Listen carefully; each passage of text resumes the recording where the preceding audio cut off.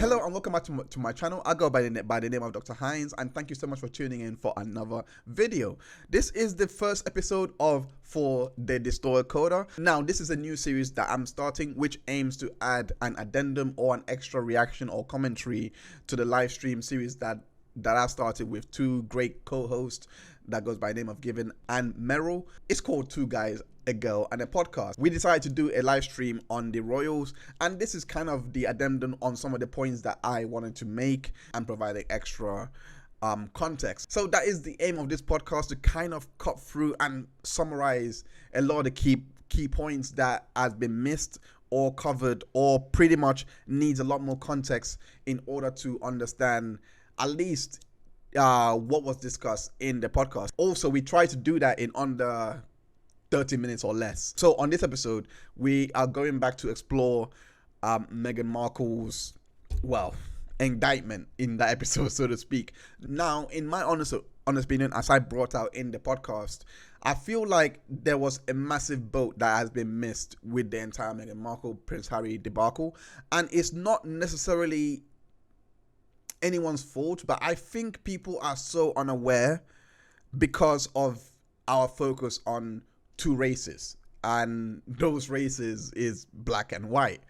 And I didn't mean for that to come out ironically. It seems like we have gone into the world where it's only just two races that exist. No other race exists. There is no such thing as the East Indians. There is no such thing as the Far East Asians or Eastern Asians, or other type of, they just group them into minority groups, so to speak, but blacks being the main representative of those groups. Now, this is not to say or to take away from those efforts to represent those groups. That's not the point of this episode. The point of this episode actually is to highlight that by doing all this, by focusing on people's racial complexion, racial perceptions, or their appearance, for example, creates this interesting dichotomy that we actually have, where biracials, who are pretty much multi-ethnic, if I can use that word, because some biracials have white in them, so there is the popular school of thought that if you're white, you can't really be ethnic. It's almost ridiculous, in my view, to view everything as just black and white, because the human experience, so to speak, is really diminished and is pretty much proven or pretty much demonstrated by how Meghan Markle has been treated, by how other biracials have been treated. So what brought me to actually do the podcast in its entirety is basically how Prince Harry went on and in his tell-all book tour, Spare, he basically went on to spill and done a lot of recanting as well. He talked about his relationship with his family, with his brother, and he basically said that their racial claims on Oprah and all of what they were basically banking on to do the docuseries, to do the archetypes, everything that they were riding on was basically the media that revealed all these things and said, no, we didn't say that Royal Family was racist. It was the media that said it. In the Oprah interview, you accuse members of your family of racism. You don't even... No, we didn't. The British press said that. Right. Did Meghan ever mention that they were racist? She said there were troubling comments about there was concern about his skin colour. Right. Wouldn't you describe that as essentially racist? I wouldn't. As much as people want to play with inferences, as much as people, there are credible side of the media like that is outside the British press that didn't even quote the British press when they're reporting of these racism claims. They were quoting Meghan and Harry directly from the Oprah episode. So for me to actually see him try to shift the blame to the media and say, no, we were talking about unconscious bias, and the media reported it. Let me quote it properly. The British media reported it, as racism. I'm sorry. I want to focus on why Harry is the person that is kind of doing this recanting. In my opinion, I think it kind of makes sense why it's Harry doing it, as because white men are I'll just say it, they have to take the brunt for every racial disaster there is. And if there is one person that, in my opinion, would have really done damage to the entire narrative that they have pretty much set up, it would be Meghan. It would be Meghan. The reason why I'm highlighting this is because that little nugget doesn't just start with Harry, so to speak. Harry also recanted the comments that a lot of articles were actually reporting and saying that it vindicates Meghan and Harry's claims, that it proves that what they were going through is actually very real. He went out and said, no, what Lady Hussey was talking about was not racism. Actually, Meghan and I actually like Lady Hussey, so we don't think that she's racist, etc. So the comments of where you from, all those things, is now being branded as not racist.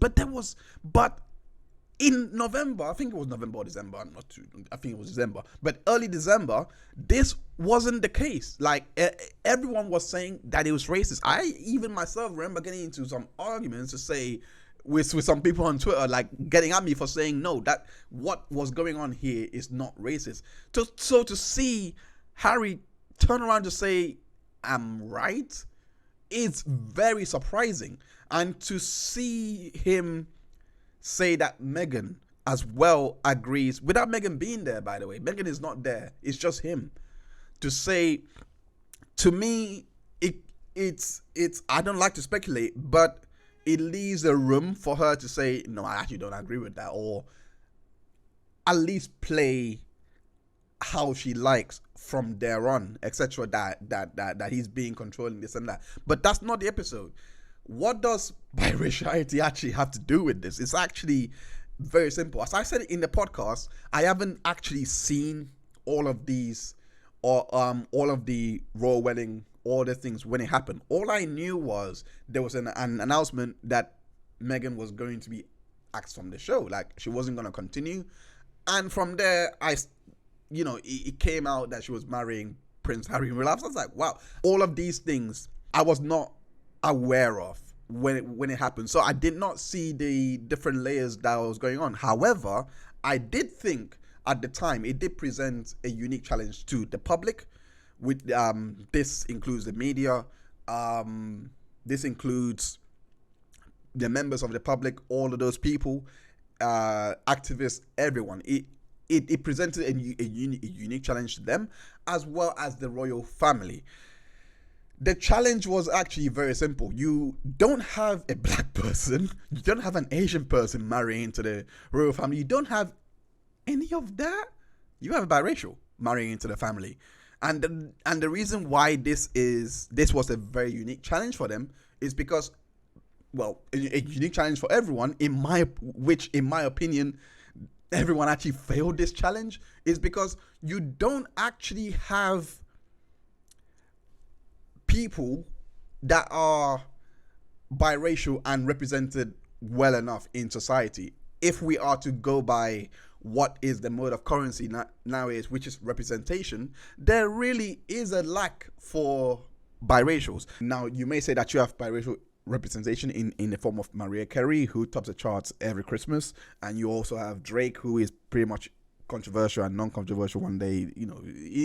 You have those individuals. However, what tends to happen is that they have their identity picked for them by other people, and it's up to basically them to try and fit into their environment.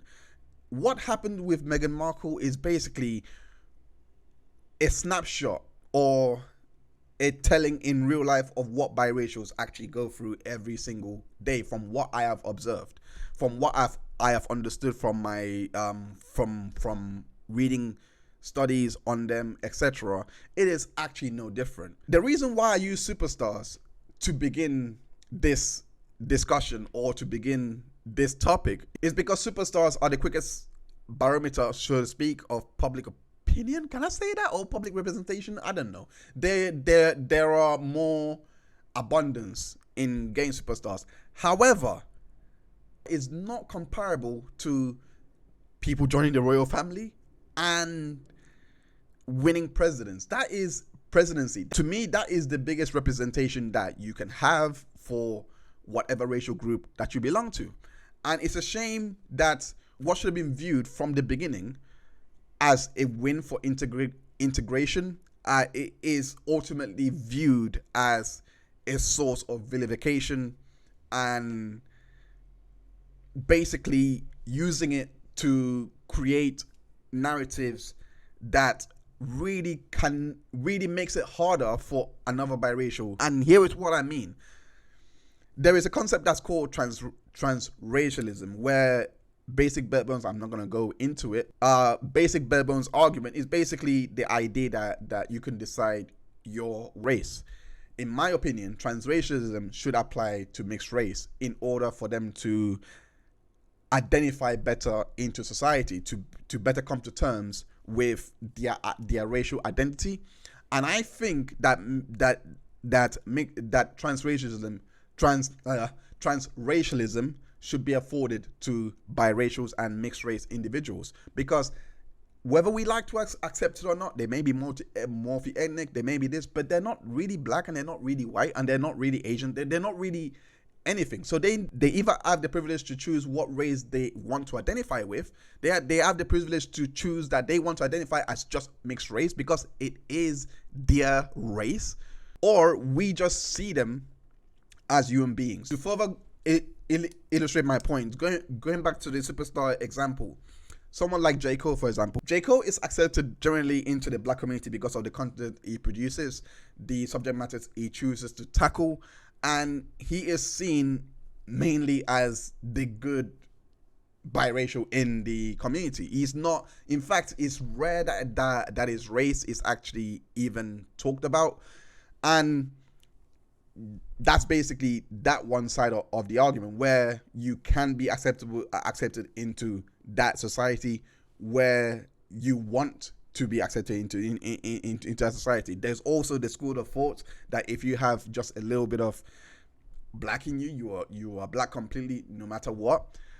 But that goes away when you look at people like Mariah Carey, where you have colorism levied against her just for trying to exist, even though she does the same music, even though she has basically adapted into the industry and has navigated to the top. These debates is what makes her, or makes it look like she's not quote unquote black enough to be part. Then you have Logic, who just doesn't have a chance. Logic, Mr. Bobby Hall, is basically the one artist that I've seen that just isn't accepted anywhere he goes. Like, I actually think when it comes to biracials, white people are actually more accepting of biracials as a whole. I mean, it's very hard to actually pin down exactly whether they are accepted or not. But they're not as vocal as black people are. You're not accepted because you look white passing and all of that. I only see those comments from black people. I only see those comments from the black community. So when you look at it from this lens, you can kind of see the racial identity problems that a biracial may face in trying to adapt to society. Again, what does this have to do with Meghan? So to better understand why I'm using these entertainers again, is because the cultural impacts that these entertainers have is not comparable or even remotely the same as someone who joins the royal family or someone who becomes the president of the United States. I guess on the podcast, who goes by the name of Chandler Remington, actually brought up a very valid point, where she was actually highlighting how Barack Obama was actually portrayed by the media. She basically said that the narrative completely switched the minute he won. Sure. Well, there was something interesting. So I was the only white panelist, and as somebody who I've formally studied race. I was an anthropology major, and I've studied race relations. Obviously, I'm Jewish. I can't come from that perspective. of being Black. But I do remember, you know, when Obama was elected president, before he was president, everybody referred to him as mixed race. And then that changed. And then when he became president, he was the first Black president. Oh, okay. And it seems like race only came into the picture when there was controversy, which is something similar to what happened with Meghan. Oh, wow. This was extremely interesting because everywhere you look in regards to Barack Obama, he is called the first Black president, the first everything, all of that, right? In actuality, and in every verifiable metric, he is the first biracial president ever. And in my opinion, he represents the win, so to speak, for integration, and something that society has basically said that we're trying to achieve, which is to have a more integrated and a more inclusive society. So you would think at this point that he'll be celebrated as a biracial that he is. No, not really. He actually was celebrated as a Black man. This actually isn't a gripe. In fact, I actually believe that unbeknownst to Barack Obama, he was the first unaware person to not even know that he started and was an advocate for transracialism. The reason why I say that is because when he was asked in the primaries, and also when he was asked, in the primaries, I think I'm getting that wrong. But when he was asked in the running for the presidential campaign on the Croft interview, he has reiterated a lot of times that he's Black. And then he was asked again after he won, and he put himself down as Black. He's not Black, but he's biracial. He's biracial, but he chose to be Black. So because of that, society responded and was like, okay, fine, he's Black. That's why I personally have no problem. If society is going to be honest like that and keep it at buck and say, look, listen, he identifies as Black, so therefore we're gonna note him as Black and this and that. There is, obviously, we have the other side of the coin of okay, but what about biracials who are looking for representation? If he's seen as Black, what are the options for biracial representation? And the point is the fact that he gets to choose what race and identity he belongs with basically ended or put to bed the argument of his racial identity being questioned further. In fact, it's not been questioned since, to be quite fair. I don't think it has. I haven't seen it. I haven't seen people making much commotion about his race since he won. But that being said, this is the issue. This is also the issue because it goes back to a Vox article that I read by Sarah Gafer, who basically said that biracials seem to be appreciated and seems to be recognized in society whenever they get to a point of success, and as long as they are basically checking the box and doing the right things, they are basically accepted into society a lot easier. She highlights and brought in a lot more context by presenting a primary survey that they did at the time, in which they recorded that Barack Obama actually had white and Black saying he's not white enough, and the other side saying he's not Black enough. There was also Stanley Crouch's comments that says that he went to Ivy League schools, he grew up with two white mothers, like grandmothers, and grew up in Hawaii, that he doesn't have the African American experience. And to me, sounds like he has. He didn't have a dad. Remember, you clicked on my face. Doesn't matter what I say. Because of his choice to be the unsung hero, the unaware advocate, the first ever proponent of transracialism, where he chose to identify as Black rather than, say that he's biracial. This is the exact reason why I actually advocate for transracialism for mixed race people. And it's also very interesting that in 2015, reported by the Smithsonian, that basically Meghan Markle identified as a mixed race, biracial, and again, she's allowed to do this. She, in a Elle magazine opinion piece or interview, whatever it may be, she calls herself as mixed race. As mixed race or biracial. And there was also a Spaces conversation that was hosted by a person that I know very well that goes by the name of Saqib Ahmed. He basically had Samantha Markle and also other high-profile guests. And in this conversation, a question was posed to Meghan Markle's half-sister, Samantha Markle. Hi, Samantha. I've listened to a bit of your conversation with Nate. I actually had a conversation with my mother sort of about you the other day, since my mother is, she's quite fond of Samantha Markle initially, but that opinion is slowly changing. One of the things that was sort of brought up in our conversation between my mother and I is based on, your experience with Meghan, how did she identify herself?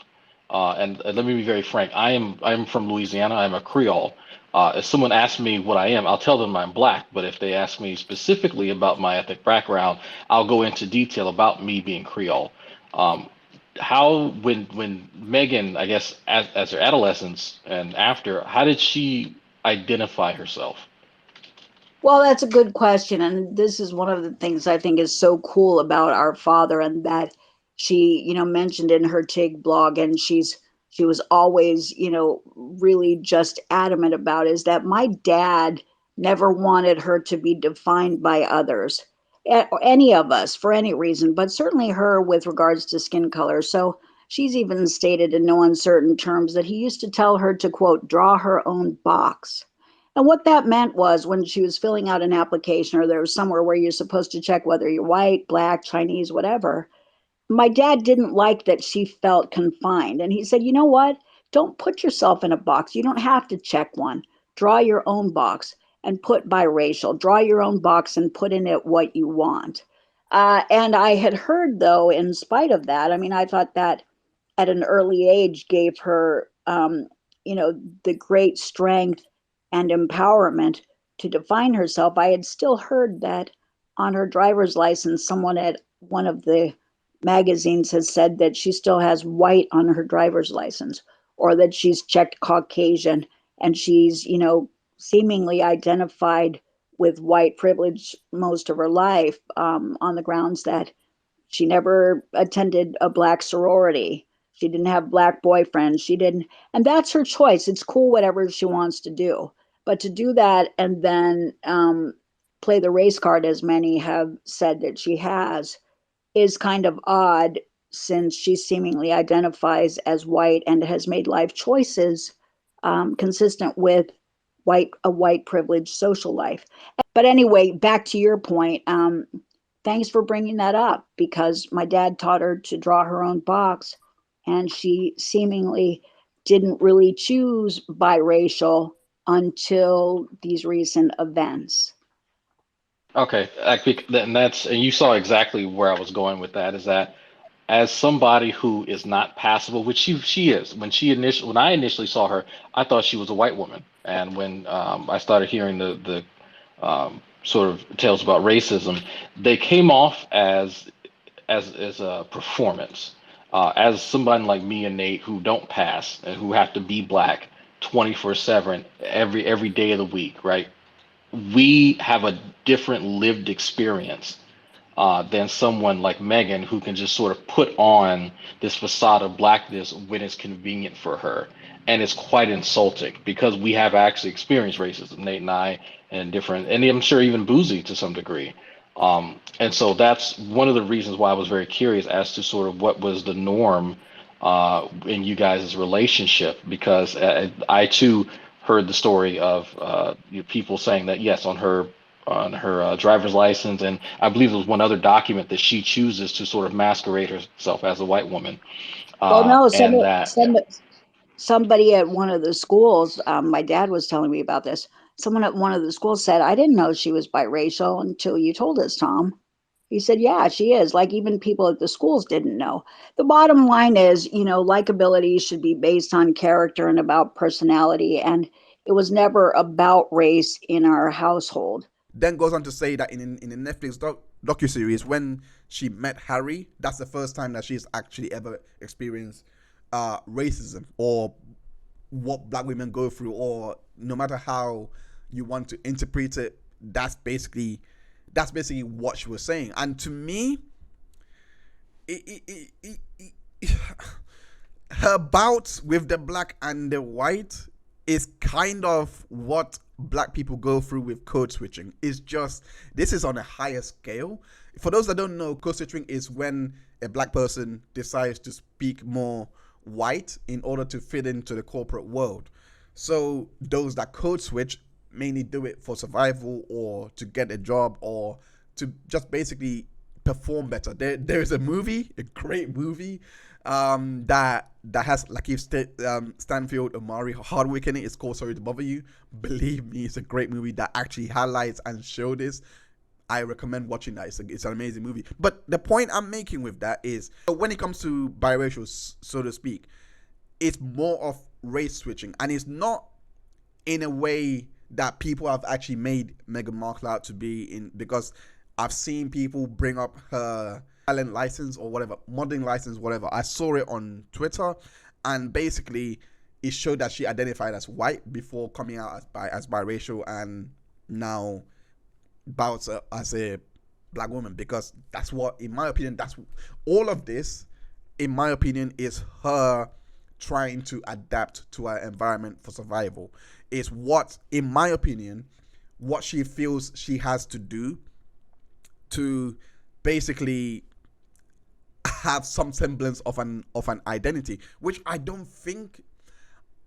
I think the practice is bad because there are advocates and there are people saying that black people shouldn't have to code switch. This is the same kind of argument. It's bad that some people feel the need to do this, but it reflects more on society, that we have created from these unconscious biases. I can't believe I'm using that word, but from these unconscious biases, for lack of a better term, I actually don't know what other term to use for this, but it's from these, let me say paranoia. I don't think that sounds fair either, but it's from these fears, valid fears that black people have or mixed race people have, that they wouldn't mix well into the world, that they feel the need to do this. You may have heard of the saying, if you have one lick of black in you, you are basically black, or the one drop rule. If whichever one of the two, this is the context for it. I'm going to go to a quick history just to set up my premise. Basically, there was a landmark case in 1850 known as Dred Scott versus Ferguson, or Scott versus Ferguson, or I don't know, in 1850. Basic point is, he was a black man that sued his plantation owner, and from that case, they denied him citizenship, basically, because he moved into a free state. He was being moved around to a free state, and it became a complete issue, because in the free state, you can gain, citizenship, etc. if you're a slave, blah, blah. It led to the Civil War, and as well as the abolition of slavery. Now, that was a very important case because Dred Scott was denied citizenship. In 1860 came the 14th Amendment, all those things, like I said, ended slavery, and you can no longer deny citizenship. This is very important because the next case that happened after this was Plessy versus Ferguson. It's actually a very credible case of racism towards a biracial, and it literally happened and cemented the belief of, once you have a drop of African in you, you don't have any rights within the country. This was the case that basically highlights and shows that the oppression that the blacks face was separate, and it was also extended to biracials. Maybe extended is the wrong word. It was applied to biracials, so that they also couldn't enjoy any freedoms just because they were white or had white in them. This is the point I am making. Because he was a biracial, basically, and he had 1/8 black in him, he was basically a new law came about, which is called the Jim Crow, and from there, it became constitutional, and this is where segregation came in. It was through Plessy that it wasn't just a black race issue, it now became a biracial race issue, where they faced segregation. So they could still have citizenship, but they were segregated from society, which is just insane when you think about it. This is what this is the premise of my argument, so to speak. Obviously, we don't live on all this one drop rule now, all of these things, but they are, and they were recognized as their own race. Basically, they were separate from black because they had a bit of white in them. And yeah, now let me caveat everything I'm saying here is this is American history. In the UK, we actually recognize mixed race a lot easier, a lot more. But that's not to say that we haven't assimilated to the American way of thinking in terms of in today's day and age, in terms of the discussions around race. The point I'm making is we recognize mixed race here. I was even told by Americans that visited my town that I just happened to have a conversation with at work one day. They said that we got it backwards, that we should see them as black because they are black. They got one drop of black, so that makes them black. It shouldn't be like that. It should be that they're mixed race, and we should see them as mixed race because they have their own history, their own oppression, their own traumas passed down, that they are not really accepted anywhere. And I believe that Plessy versus Ferguson case is that generational trauma being passed down to them because they're still segregated in today's society. It's just mental, really. There is really no place for them to fit in, and I think there should be an accommodation for this. Now, Plessy was just 1/8 black. He looked white, for Christ's sake. He was probably looking like Logic, but they shunned him out. I'm sorry for laughing, but this is how insane historically is, and the amount of revisionism that has gone on till now to try and say that all mixed race people are black. It is just insane to me that they're not recognized as their own race. So we don't just have the example of what happens to a biracial whenever they call out, racist issues, etc. We also have the example of what happens to a biracial who identifies as black that decides to call out the hypocrisy or a movement such as Black Lives Matter, basically. These are the type of comments you receive when you're black and you speak against the Marxist, violent Black Lives Matter movement. What is your purpose for questioning this movement? What is it that you want to accomplish? I believe you have done everything you can to prove you are a house N and not a field N. So really, why don't you just STFU already, because everyone knows where you stand? Kali, honey, your father did you a huge disservice. See, this is why people shouldn't fetishize mixed children. Got you out here thinking you white. You do know you're a woman of color, right? The same people you're going up for, guaranteed they still consider you an N. Get you some sister friends, honey, so you can't stop trying to pass.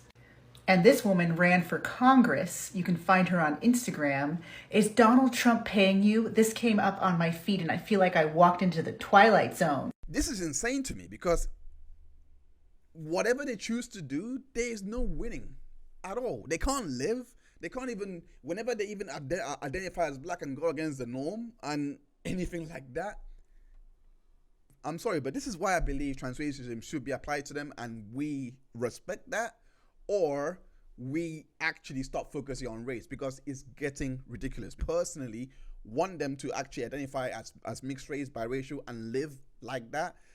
But if they want to go to whichever they identify with parentally, this and that, I don't have a problem. The only reason I'm advocating for that is so that they can have a choice and they can be free from ridicule from society, free from this discrimination from society, to actually exercise this right. Basically, that's my premise. It's only exclusive to them, not just anybody like white, black. No, just them.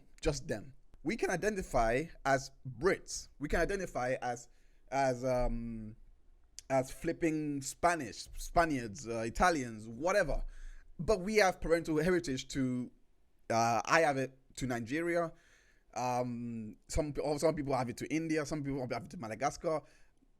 Even you have people from Mauritius who are from Indian descent identify as Africans. You have people from again Indian descent in Trinidad and other parts of the Caribbean identify as Caribbeans. The point is just simple. Like there is usually no issues around this that I've seen anyway, you know, when it comes to this, but it's always is for biracials, and it's like segregation all over again. If we're being serious, this is like Plessy all over again, except it's not coming. I'm not going to say who it's coming from. You can infer that yourself, but from what I'm seeing, they're reliving that trauma all over again. Meghan has come up in so many topics that will make her question her racial identity over and over again. She has come up in topics of colorism, which, if people don't know, I don't want to butcher this, but it is mainly the prejudice of lighter skin versus darker skin in an ethnic community. And with transracialism, you can't have the talk of colorism because, well, technically you need to understand the human behind biracials. To me, it seems like creating these barriers and applying it to them when it's supposed to be in the ethnic minority, because let's be honest, Meghan Markle or biracials don't actually belong in the ethnic minority as in an ethnic community, so to speak, as I've said earlier, because they don't consider white people to be ethnic. And this goes into a lot of discussions that I have seen people have in regards to being classed as BIPOC, being classed as people of color, or BAME in the UK. I dislike these acronyms for a number of reasons. The first one, which Abra correctly pointed out, it's very othering, because when you say people of color or BAME or BIPOC, you are basically saying there's white people and then there's everyone else. So we can't have our own unique identities. Like, we're just everything else. It's very othering. It others white people because it makes them like very separate to everybody else. And then on top of that, it also others the rest of us because it's like we don't get to have our own unique identity. We're all just kind of lumped in together and just made into this like group. If you're saying there's white people and then there's ethnic minority, you have biracials right in the middle, where they cannot fit into your idea of colorism because they're not really in the ethnic community because they're white as well. And do you see the problem that I'm trying to say it creates? Because this hyper focus on race is actually destroying, in my opinion, the human experience of some real life people who have to come to terms with a racial identity that unfortunately we don't have to. We have to come to terms with the struggles that we face. And when I say we, I mean us as ethnic minorities. We have to come to terms with the struggles that we actually face in society, and we have to try and find a way to work around that. That is not the same, because they and I hope I get this point across in the most efficient way, biracials have to come to terms with two experiences, their racial identity and the problems that comes with each identity. That's a lot. There is no way to easily answer the question of, was Meghan Markle on duty vilified by the media, by everyone else, or did she deserve it all for all that she did in the time that she was with the royal family? There is no easy way to answer that question, because there is a race card conundrum that is sickening to people that use it when it doesn't really warrant it. I actually understand that side of the argument, because it shouldn't be something that you just throw around to make your claims or gain popularity, etc. And I get it. Again, this is something that Meghan Markle is unfortunately facing, which is the backlash of the biracial experience. If they want to talk about race, they can't really have that easy way out because of how much they are played on the race issue, on the race aspect. without providing corroborating evidence. After the Oprah interview, they had gone on to basically, the first response was even telling to me, I didn't believe them after this response, even after not providing the name. I didn't believe them when they were basically saying, Oprah and Meghan was saying, we didn't think it would be a bombshell, and they took down the interview. This was the perfect chance to set the record straight and say, no, they were not being racist, it was unconscious bias, as they're saying now, whatever. But they didn't. How do you not understand or see that this is an issue? Can't just bring this up and then try and gloss it off as unconscious bias. This is the royal family. You're on Oprah. You're making claims of your son because of his skin color, of what it could be, that he could not gain royal titles. Like, that's insanely racist. Them coming out to say now that I wasn't racist, all the racist things, no, it was this, it was that. It pretty much makes people think, and it's valid as well, that they're using the race card advantage. Basically, the privilege that biracials have, especially if you're white passing, so to speak. And for the people that are saying that it's Prince Harry didn't say that the royal family weren't racist or this and that it was basically the British media that was calling them racist, etc. Listen. This is so akin, so similar. Remember when Donald Trump said that Meghan was nasty? And then they came to ask him again, and then he denied it. There was an article that was even written saying, who do you believe, Donald Trump or your lying eyes? So now, I put a question to you. Who do you believe? Harry going on interview to say that the British press was the ones that was saying that he was racist, what Meghan was saying on the interview, that it wasn't really them, that they were saying unconscious bias. Who do you believe? Harry or your lying eyes? A lot of people don't see that biracials actually transcends every race. And Meghan Markle had the opportunity to be someone like Vin Diesel was back in 2003. An interesting article that was written by Lisa Nakamura actually analyzes this, and basically said the way that Vin Diesel navigated through the world, he didn't really make it known what his racial identity actually was. He basically made himself so racially ambiguous that every race that looks at him, including black, including Hispanic, including Italian Americans, so to speak, they all looked at him and thought, raw, he's one of us. I felt like Meghan could have been someone like that in the 21st century. This is not to say that she shouldn't have called out racism. That's not the point. Vin Diesel is a success, but even coming up, he was really navigating through the industry without much difficulty, especially in the time that it was a lot harder to actually make it through the industry, but he played it quite well without leaning too much on that. And the point I'm making here is, had Meghan just called out the racism, like let me give her let's say that that's all she did, and then she went away. She focused on philanthropy, activism, all of those things with Archwell Foundation, and highlighted all of those things with all the charity that she did.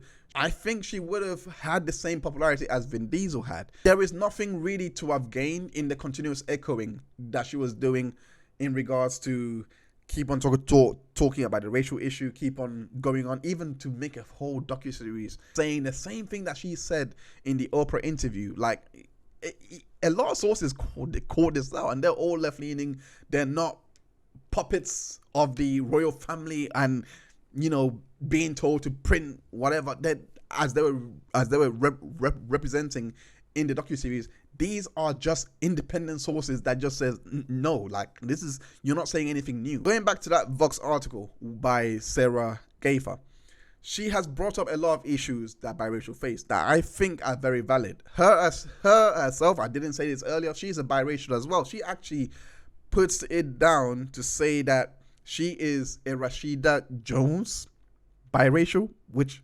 disclaimer, I actually didn't know Rashida Jones was actually biracial. I actually thought she was white, like I'm talking Italian American white.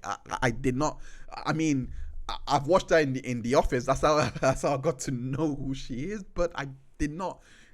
I didn't think about that. I didn't know that was Quincy Jones. So don't come on me. I really didn't know this woman. I just thought, again, like I said, she's just Italian American. That just, wow, I feel embarrassed for just saying that. I learned on Twitter. Jesus Christ. Sorry, but anyway, she also acknowledges the privilege that she has, which I think when it comes to honest conversations like this, we kind of have to in order to move forward, because it seems to me that when it comes to these racial issues, that it would go away if people acknowledge what they're saying, so to speak, and aim to meet in the middle, because I feel like it's a pendulum swing at the moment.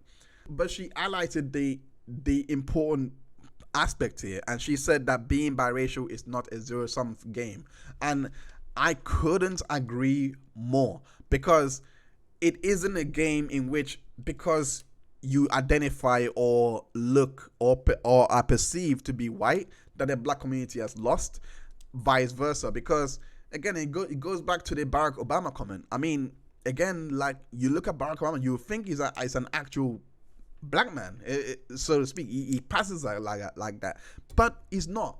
Do you know, like you look at Meghan Markle's older pictures, she looks black. Like, it just is. But she has over time changed her identity a bit to look a bit white passing. I think I alluded to it earlier when I said, in regards to Vin Diesel and how he has navigated through Hollywood, I think Meghan Markle was doing a really good thing. And going back to her appearances on Suits, I think the way that Suits handled that character was deliberate. I think, like, when they decided to focus and hone in on her biraciality, I think this was around 2015 when she actually was studying a magazine. I think that is the kind of the point I'm trying to make in this podcast, where she was coming to terms with her identity, and she was using her influence and power to kind of portray a real life scenario. Yeah. The new opposing counsel is my dad. Your dad is Robert Zane? Is it so hard to believe that my father's black? Robert Zane is black? You think this is a year-round tan? I know who you are, but I can't believe that your father is the Robert Zane and you never said anything to me. I don't like people here knowing. Oh, and I'm just people? She seemed white passing, but I think as the show got acquainted to her, we started to see more focus on her character. I don't think that was what Suits intended. I know it looks like that. That's what great writing looks like, but it wasn't. You'd be lying to yourself if they said that they saw Meghan Markle from afar and planned out seasons ahead, you know, that they were gonna write it in this manner. No, I believe Meghan Markle had a lot of creative input into that to say, why don't we go this route? I come from a biracial background. We could make this, you know, a big issue. I identify as a biracial. That's the point I'm trying to make in regards to Meghan Markle doing a good thing, because I think she was highlighting something that was quite new at the time. There wasn't a lot of shows highlighting biracial experiences, and I think if she was to continue in that kind of trend, she would have become a Vin Diesel, but in a different light, where she is highlighting issues for biracials. When you're looking at it from this kind of, you know, lens, from in hindsight, it seemed like, you know, I'm not sure how can I describe it from a metaphysical point of view, if I can say it like that. I don't even know the word for this, but when you look back at it, it looks a lot more that when she came to Great Britain, the British public was labeling her as black. While I'm on the subject, Archie Harrison, Mountbatten, Windsor, what he's done as a black man who's just been born to royalty, the Black Prince. Here's his grandmother, look. He's shown that you can't with that black man. Archie has changed the game. You can't make them joke. That guy has changed the game. God bless Her Majesty and the royal family. When you see these things, you can tell that her race was being decided for her, and they were all saying, "You're black, you're black, you're black. You are making it into the world, so therefore you're black," sort of thing. And when this issue happened, like it was said in terms of identification, where her father, real life father, was telling her to make her own box. You are this, you are that. It seemed like it took a while to pin that down, and then she hits the UK, and then she was black again, labeled. All of what happened, I think it kind of speaks to that she was trying to play to that. She was, to me, it didn't seem like she was playing to it in a malicious way or anything like that. I don't know if I can speculate to say that she wasn't doing it maliciously or intentionally, etc. But I just think it speaks more to the identity issues that they go through, rather than a need to gain popularity, etc. Because I think she already had it when she married Prince Harry and entered the royal family. So I don't think it's a situation where she needed more and more and more publicity. I think it was a situation where she didn't know how to interpret whatever, I'm taking what she said on as truth. I personally don't believe it's true, but I personally don't believe it's true based on everything that that I said earlier, and based on everything that's transpired. We still don't have any name on all those things, but that's not the point. The point is, taking it for truth face value, it would also make sense that all of these things happening is kind of broken that kind of comfort that she finally came into her own, accepted her racial identity, etc. And then, this happens, and she didn't know how to call it out. There's not really a thing where you say there's biracial racism. Can I say that? There really isn't. Like, when it's racism, it's black, or you belong to a minority group where you are, quote unquote, fully part of that group. There really doesn't seem to be one for biracials. So how she was going to navigate that was always going to be difficult, but she did play into the black card, and and for some black people watching, seeing how she handled it, listening to what she was saying on Oprah. I think the guy in the spaces even said, Cool. Oh, wait, I wanted to say something real quick. You hit it on the head when you were talking about you and Nate. And it's really sad. It is an insult to people who have struggled with racism. And that being said, when she sat there in the Oprah interview and she was telling Oprah, she said, "I know what it's like to be raised as a child of color." That for whatever reason she said that, I'm just going to say, I felt that Oprah was looking at her like it was going to be the what, but not the stage what about, what they wanted it to be. Oprah really did struggle with not only being a woman and pushing through the glass ceiling, but Oprah dealt with racism because back in Chicago, and certainly back when she started, there were a lot of racist people running around. So I knew that in the back of Oprah's mind, she had to be going, what on earth are you talking about? Sitting there, my sister is as white as I am, and she's telling Oprah she knows what it's like to be raised as a child of color. That had to hurt and be insulting to Oprah. Come on. So just a TLDR, I am going to be doing my own review of that, because Oprah, you can see the look in Oprah's face. It's the same look that I made, that if you have lived the lived experience of someone being black and growing up in a American society, you don't have to state that. It's sort of implied. But the fact that she had to state that in order to give her sort of cagey response to the bombshell that she dropped validity, that told me a lot. And I have a whole lot of thoughts later about the racism claim when it came to the baby skin color, but I would love to speak to you sort of privately when you have time outside of maybe less than 100 people.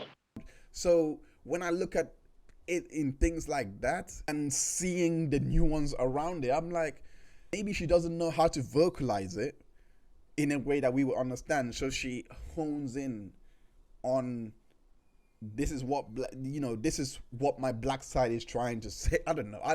Like I said, it's just something that I've noticed over just watching all of this unfold, etc. And I just felt that it's a topic that, it needs to be had. They have this ability to transcend race, but also at the same time, they are facing racial problems that apply to ethnic minorities, but because they also belong to the other side of the aisle, it's just, there are so many challenges that are present, and I just think all of this happened, we haven't addressed it at all. What I'm saying is, it is very interesting that someone like I brought up earlier, like Vin Diesel, can go through his entire career, and also Dwayne Johnson as well, can go through their entire careers and show the best part of life without their race actually being an issue or a topic, so to speak. That's not to say that they don't see color, or I'm sure they know that they have a color, but the point is, they lean, from what I've seen, they've both had to work out hard to get to exactly where they are.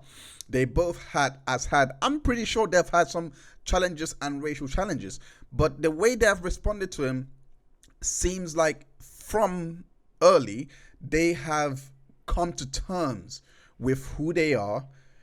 The same way I'm advocating for transracialism is a kind of way for others that may be suffering from racial identity crisis to also come to terms. It seems like when you look at them as a comparative case study, it shows that this whole race discussion is having a more Streisand effect than an actual solution to the problems that we have. The reason why I say that is because it shows that the problem actually comes when you keep highlighting it. It creates more and more problems. It creates more and more stigmas. I'm not saying it doesn't exist.